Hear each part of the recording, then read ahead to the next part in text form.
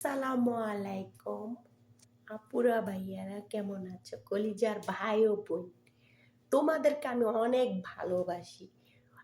আর কালকা তো হয়েছে 14 তারিখ, 14 ফেব্রুয়ারি, ভালোবাসার দিবস, ঠিক না?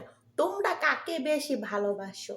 শুধু কি ভালোবাসার মানুষকে ভালোবাসো, নাকি তুমি বা বাবা মাকে ভালোবাসো? আমি সব থেকে ভালোবাসি আমার মা। কারণ আমার মাকে আমি বলতে চাই, মা গো, আমি তোমাকে অনেক ভালোবাসি মা।